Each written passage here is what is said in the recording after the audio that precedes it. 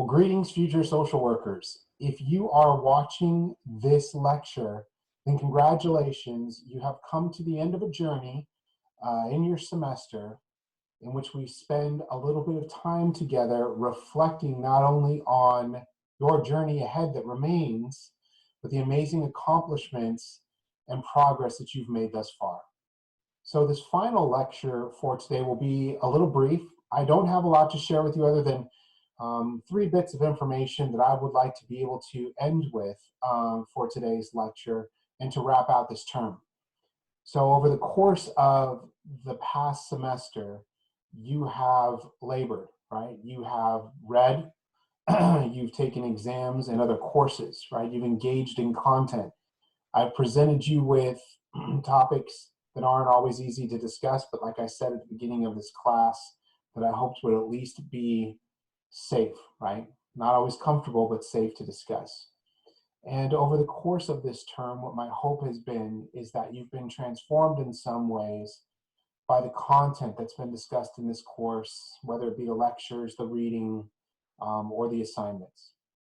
And so for today's final lecture, what I want to do is spend some time reflecting. I want to offer you a couple of activities that you can engage in that will allow you to continue to deepen your understanding, or at least sharpen or continue to keep your interest sharp in learning from other individuals who are different from us, right? And beginning to see the world as one collective body of Christ, right? All children of Christ, regardless of what we look like, of who we choose to love, of our tax bracket, right? Our ability, our physical ability, our citizenship status, or whatever the case is. And so ultimately what I hope is that this course has allowed you to deepen your understanding of the world around you, to grow professionally, and maybe even grow a little spiritually, right? So that's my hope for you. So what I'm going to do is go ahead and share my PowerPoint with you for today, and I'm excited for the content that we have, and I hope it's very special for you and serves you well in the long run. So like I was saying before, the content of this class is going to be a little bit different. We still will end with centering, but what I do want to do is be able to have an opportunity where you reflect on what you've learned in this course and where you are headed in your future and final year of the program, okay, as you move forward. So what I want to do for our first reflection activity for the end of this course is to spend some time with someone who has a very special place in my heart. I don't know if you remember, but in the very beginning of the course, I shared with you that there are 3 individuals who in my life have impacted my life greatly, had a tremendous influence on me, who I am, how I see the world, right? What choices I choose to make as an adult. Those 3 individuals in order, right, of most significance, is Jesus, all right, no surprise there. Number 1. Second is Reverend Dr. King Jr. And the third is Fred Rogers. I don't know if you remember that. Fred Rogers, the same Mr. Rogers that many of us have come to know and love over the years. Fred Rogers, for many of us, was an individual who we watched the show Mr. Rogers' Neighborhood as children. And Fred Rogers talked to us, into us, right, about who we are as individuals and how we should be loved unconditionally, and how we should in turn love others in the same way. There were some rumors going around for a while about Fred Rogers. There were some things on the internet saying that Fred Rogers was a Navy SEAL sniper and that he had racked up several kills and all of these kind of things. And for a while, there was some interesting information floating around about Fred Rogers. By all accounts, though, Fred Rogers, as he was on the show, was who he was off screen as well. Fred Rogers never was one person in one setting and another elsewhere. What I want to be able to do for this final activity is I want to spend some time listening to a commencement speech. It's relatively short. It's only about 20 minutes. This commencement speech was delivered by Fred Rogers to Dartmouth University, okay? And I believe that the message that Fred Rogers is sharing with us in this commencement speech speaks very nicely to the underlying theme of this course. I would like for us to spend some time discussing Fred Rogers. If some of you may have heard of the movie that was released a short time ago, It's a Beautiful Day in the Neighborhood. And some of you may also know that that movie was based off of a book called I'm Proud of You. The book was written by an author, Tim Madigan, who was a journalist who was assigned to interview Fred Rogers. And Tim Madigan had expressed in his book that he didn't have the best relationship with his father. And as a result of that, there was some anger and some other issues that Tim was working through. He met Fred Rogers, was purely interested in getting this interview done and over with as another assignment for him professionally. But in the course of conducting that interview, he developed a genuine friendship with Fred Rogers that lasted throughout the remainder of Fred Rogers' life.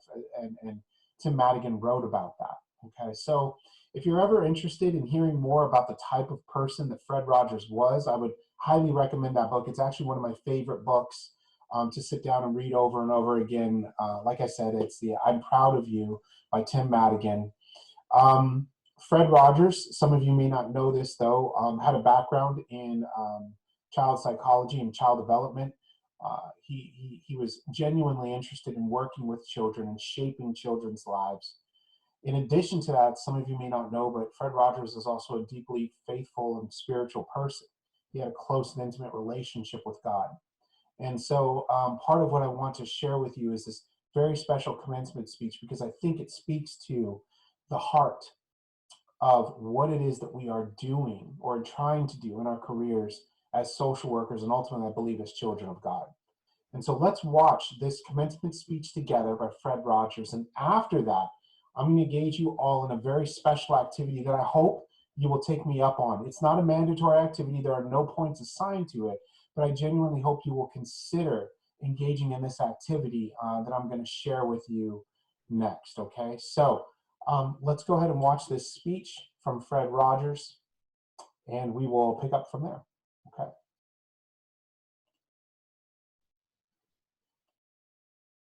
Wow. What a privilege to be with you all. And since I've arrived here in Hanover, many people have greeted me by saying, "It's a beautiful day in this neighborhood." Well, indeed it is a beautiful day. But before I begin, I'd like you to know that I recognize that you who live and work here have had many days, particularly during these last several months, that have been far from beautiful. You've had a painful time, and you've handled it with dignity. I feel certain that the Zen Tops's generous spirits inspire you, and it's a great privilege for me to be with you all. When I was at Dartmouth in the late 1940s, the tuition, room, and board all added up to $1,100 a year. Nobody owned a home computer, and hardly anyone had a television set. And those who did, there was a choice of 3 channels.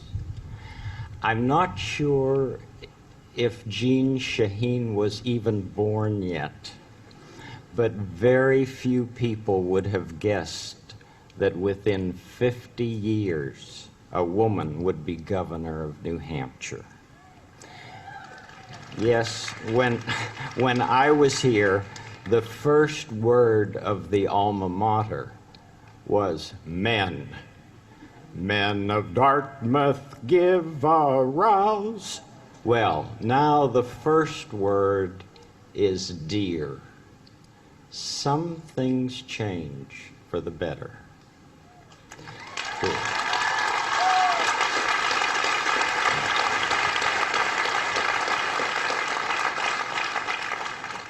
During my first year here, I lived right over there at 101 Middle Mass, and I had 2 roommates. I had a professor over there who did his best to scare everyone in his class, and he gave me the lowest grade that I ever had in any school anywhere. But I also had an astronomy professor, George Dimitrov, who looked for and found what was best in each of his students. When I look at the night sky, I still think of that extra special kind man. Dartmouth is many things to each of us. I'm grateful to Jim and Susan Wright for all that they have done for this school. And I'm grateful to my old friend Chick Coop for all that he has done for all of us.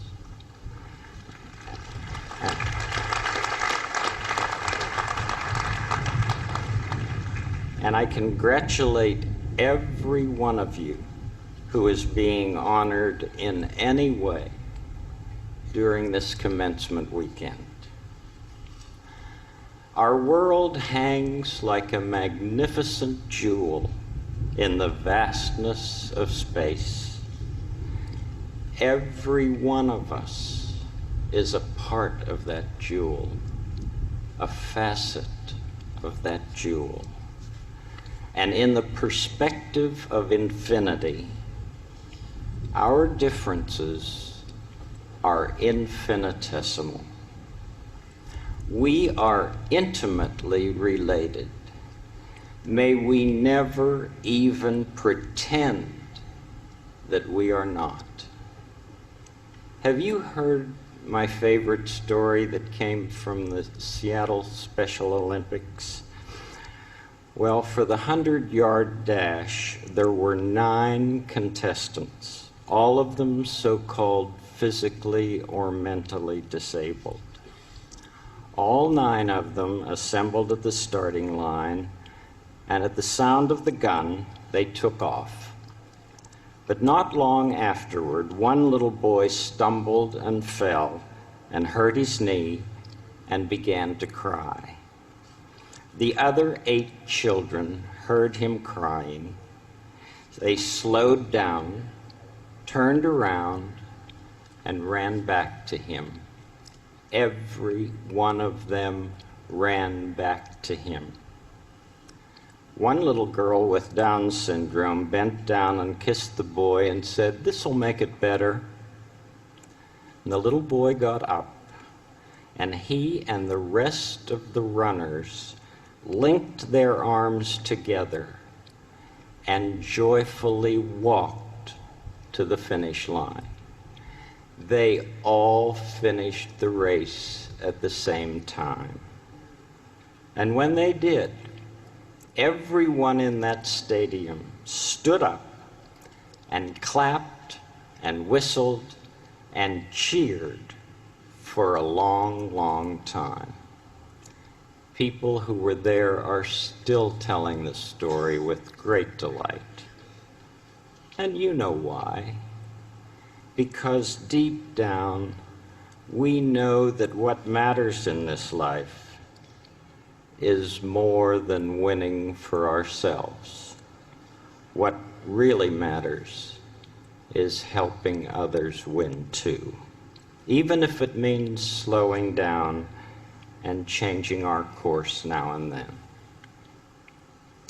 Anicius Manlius Severinus Boethius, what a name, was the last of the great Roman philosophers and the first of the scholastics of the Middle Ages. 1,500 years ago, Boethius wrote this sentence: "O happy race of mortals, if your hearts are ruled, as is the universe, by love." I was once invited to sit in on a master class of 6 young cellists from the Pittsburgh Youth Symphony Orchestra. The master teacher was Yo-Yo Ma. Now, Yo-Yo is the most other-oriented genius I've ever known. His music comes from a very deep place within his being. And during that master class, Yo-Yo gently led those young cellists into understandings about their instruments, their music, and their selves, which some of them told me later they'd carry with them forever. I can still see the face of one young man who had just finished playing a movement of Brahms' cello sonata when Yo-Yo said, "Nobody else can make the sound you make." Of course, he meant that as a compliment to the young man. Nevertheless, he meant that also for everyone in the class. Nobody else can make the sound you make. Nobody else can choose to make that particular sound in that particular way.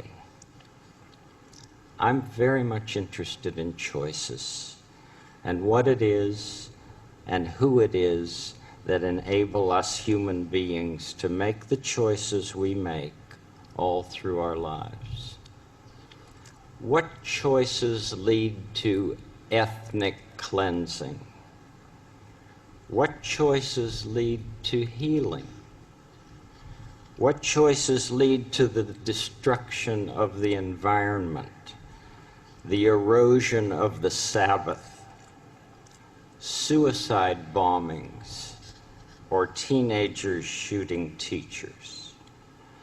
What choices encourage heroism in the midst of chaos? I have a lot of framed things in my office which people have given to me through the years, and on my walls are Greek and Hebrew and Russian and Chinese, and beside my chair is a French sentence from Saint-Exupéry's Little Prince. It reads, "L'essentiel est invisible pour les yeux."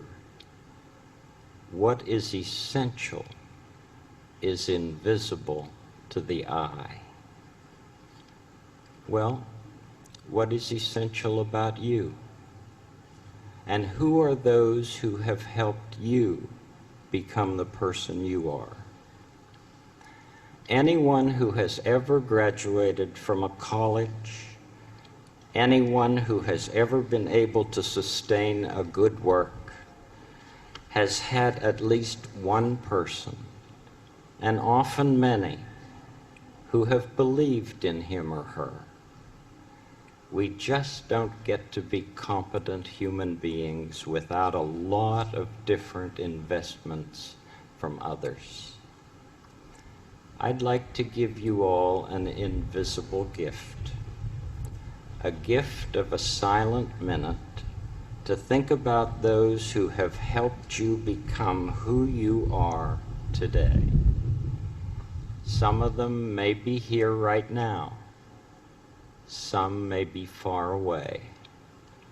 Some, like my astronomy professor, may even be in heaven. But wherever they are, if they've loved you and encouraged you and wanted what was best in life for you, they're right inside yourself. And I feel that you deserve quiet time on this special occasion to devote some thought to them. So let's just take a minute in honor of those who have cared about us all along the way. One silent minute.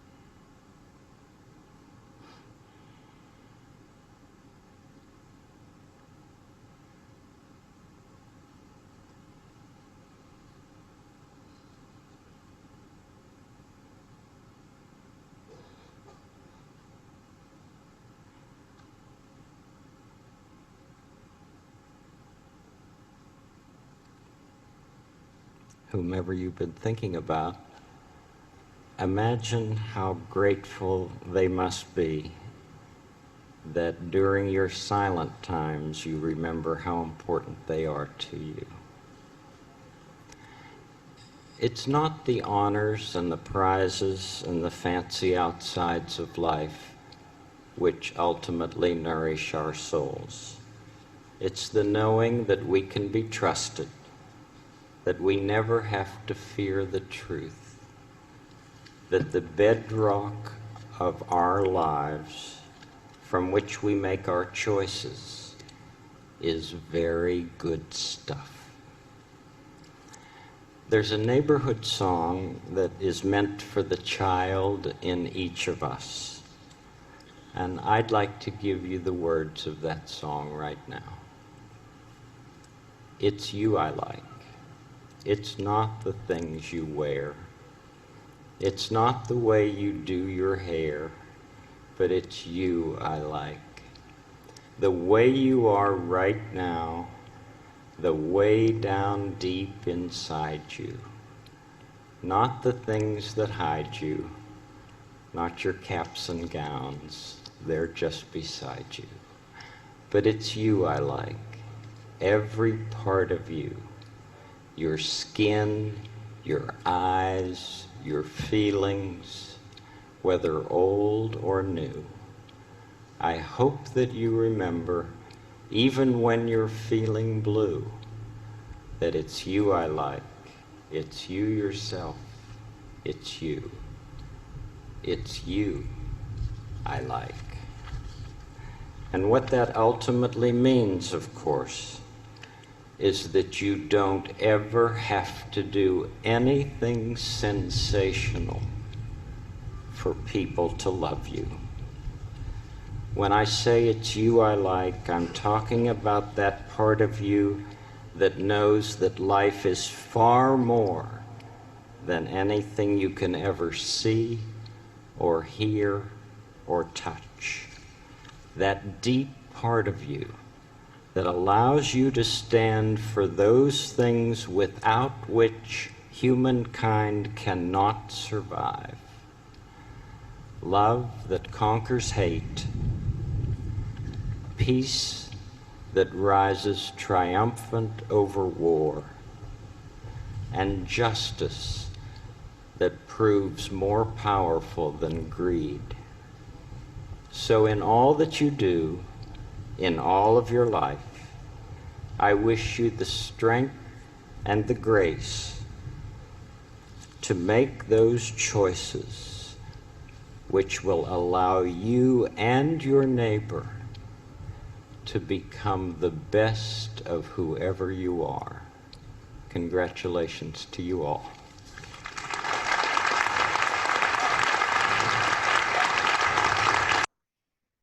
Okay, I hope that you enjoyed that commencement speech.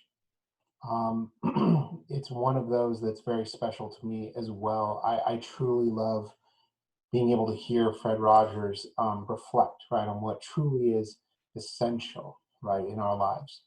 If you notice, there were some themes that emerged from that message that paralleled our course very nicely. Right? Fred Rogers talked about the notion of interconnectedness. And remember how I talked about in the very first class in this course, I talked about the fact that we are all interconnected. We are all dependent upon one another. And when we can acknowledge that we are all truly dependent upon one another, then that means that we have a responsibility towards one another. We have a responsibility to treat each other with dignity and the respect that we deserve, right, as children of God. And ultimately, one of the things that I very much loved about Fred Rogers' speech here is that he talked about the notion of love. And he talked about the notion of seeing past the individual, all past the peripherals, right, of what makes us us, and looking into a very vulnerable and special place in us, talking about, through the message of his song, that it's you that I like, right? It's you that I like. So I want to say thank you all very much for making this semester a very special one. I also want to say congratulations on completing the first step of a very long journey. And part of the reason why, in particular, I think that this first step deserves so much attention and celebration is because you had the courage, right, to step into the unknown, to apply for an MSW program, to battle through your first semester, and to end up on the successful side of this journey. And so, no matter how long a journey, right, no matter how challenging or how dangerous, it always begins with one step. And you've completed that first step. So congratulations to you all. Now, for this next activity, here's something I would like to do with you all. Again, it's not worth any points. I'm not going to make it mandatory. I understand that you are taking this last lecture in course via distance learning, but one of the things that I want to do is an activity with you that I do with every one of my classes. Every single class, it doesn't matter if it's first year, second year, undergrad, or doctoral level students, I do this one activity with every class because I believe it is truly important for all of us to do. It's something that one of my professors in my graduate programs did with me, and honestly, it changed my life forever. So this is something that I would like to be able to do with you all. So I'm going to ask you to write a letter. And I'm going to ask you to write that letter to yourselves, okay? Now, normally I would provide you with a couple of pieces of paper and an envelope. Obviously, I don't have that here, so here's what I want to do with you all. I want to give you an option. You are more than welcome to come into my office. I always have letters and envelopes there. Sorry, pieces of paper and envelopes there. And if you'd like to do this activity at a later date and still give me the letter, this is absolutely fine. Or if you want to do this at home, seal up the letter, and then bring it by my office, you're welcome to do that. But here's what I'm going to ask you to do. I'd like you to write a letter to yourself, okay? In that letter, a short letter, it doesn't need to be very long, address to yourself, right into the future you, what is your why in being a social worker? What motivated you? What led you to make a decision to say, this is the career that I want to spend the rest of my life serving others, right? What was one perspective or belief that you had entering this course that changed by the end?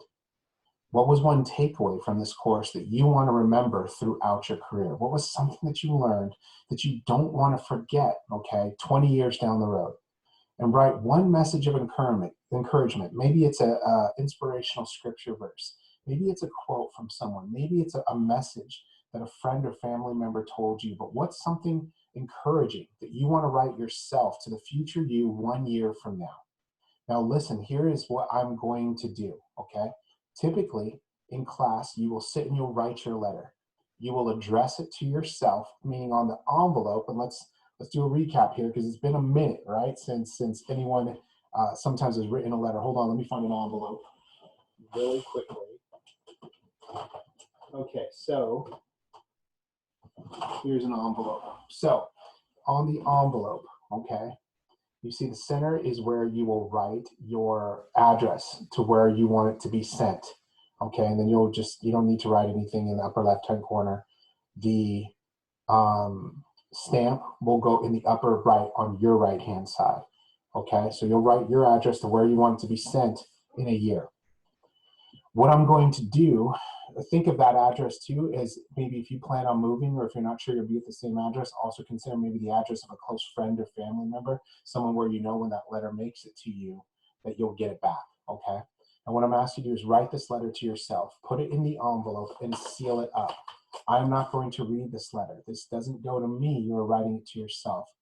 And then you're welcome to go ahead and either leave this in my office or you can slip it under the door. There's also an inbox that I have in the College of Behavioral and Social Sciences, and you can leave it there and I will get them. And here's what I do. 1 year from now, so a year from now at the end of the semester, I'm going to mail you back your letters. And you will have the opportunity to read the message of encouragement that you wrote yourself, okay? So again, think of it this way. In 1 year from now, okay, 1 year from now, you will be getting ready to enter into the final semester of this MSW program. So do you see how much can happen in a year, the changes that can happen, right? So I would like for you to be able to have an opportunity to reflect on where you were in the first step of your journey and then where you are going to be at the end, approaching the end of that journey, okay? So that's the activity that I would like to do for you before we close out with some final thoughts. Like I said, I do it with all my classes and I hope that you'll find it useful. Finally, I want to leave you with one final thought that I believe speaks to who we are as social workers and ultimately our responsibility from a social justice mentality of how we are to go about living our lives. Some of you may be familiar with the term an ethos. An ethos. Well, an ethos is a creed, right? It's a belief, it's a value system. An ethos that drives our life is our belief system on how we should live our lives. Now, some of you may have heard of a very well-known, a prominent Native American chief of the Shawnee, referred to as Chief Tecumseh. Okay, Chief Tecumseh was a Shawnee chief who was a warrior who led a series of organized rebellions against settlers who were taking the land from the Native Americans during this time, right? And Chief Tecumseh had a creed that he lived his life through, an ethos, if you will. And he shared it, he wrote it down. It was sort of in the form of a prayer. And I would like to be able to share that final thought with you all, okay? So this final thought comes from Chief Tecumseh from the Shawnee tribe. So live your life so that the fear of death can never enter your heart. Trouble no one about their religion, respect others in their view, and demand that they respect yours. Love your life, perfect your life, beautify all things in your life. Seek to make your life long and its purpose in the service of your people. Prepare a noble death song for the day when you go over the great divide. Always give a word or a sign of salute when meeting or passing a friend, even a stranger when in a lonely place. Show respect to all people and grovel to none. When you arise in the morning, give thanks for the food and for the joy of living. If you see no reason for giving thanks, the fault lies only in yourself. Abuse no one and no thing, for abuse turns the wise ones to fools and robs the spirit of its vision. When it comes your time to die, be not like those whose hearts are filled with the fear of death, so that when their time comes, they weep and they pray for a little more time to live their lives over again in a different way. Sing your death song and die like a hero going home. I love this particular prayer because I believe that Chief Tecumseh lived his life with a purpose in mind. And he believed that it was his responsibility not only to fulfill his purpose, but to assist others in fulfilling theirs. So I want to say to you all, congratulations one last time. I'm so glad that you invested in yourselves in this journey, and I'm so grateful to have been a part of your journey along the way in this investment, in this transformation that you've engaged in. So thank you all so much. Now, for our final centering exercise, I want to close out with a particular scripture verse that I think is very appropriate for a celebration, right? We learn in Thessalonians 2 words to rejoice always, right? Well, it is time for you to rejoice, and I would like to send you off with a blessing, which many of you have seen this particular scripture verse from Numbers chapter 6, verse 24 through 26. That is typically used as a blessing, as a send-off, right, to those. And so here's what I would like to end with as our reflection for our final centering from Numbers. May the Lord bless you and keep you. The Lord make his face shine upon you and be gracious to you. The Lord lift up his countenance upon you and give you peace, all right? And our scripture focus word today will be blessed, okay? So think about this final send-off and how God has worked his way through your lives over this past semester. Think about how God will be working his way through your life in the coming months and years ahead. Think about this notion of what it means to be blessed, right? For the Lord to bless you and to keep you, to make his face shine upon you and be gracious to you, right? To give you peace. So I'm going to ask you to go ahead and put your hands and feet in a nice comfortable position. Let's finish out this semester with a nice end of centering. Go ahead and take that nice deep breath. All right, close your eyes and I will keep track of the time.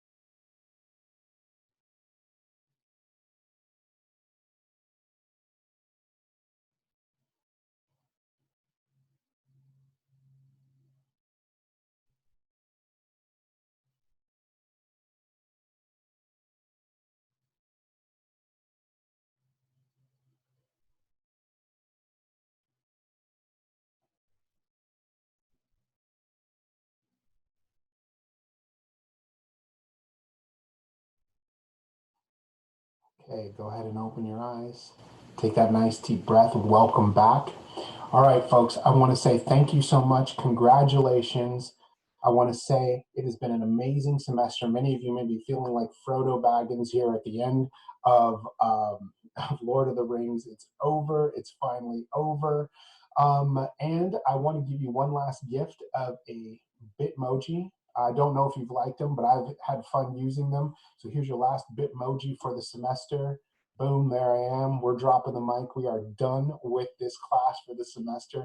Thank you all so much. Quick reminder too, if you wouldn't mind filling out that final course evaluation, it helps us greatly. So that feedback I take seriously. I also make sure that I incorporate your feedback into future sessions and other courses that I teach. So it's helpful for me to know in what ways this course was helpful to you for your learning, so that I may make future courses more special, more interactive, more engaging, whatever the case is. But I want to say thank you so much for your time. God bless you all. Hope to see you again, and best of luck to you all. Thank you.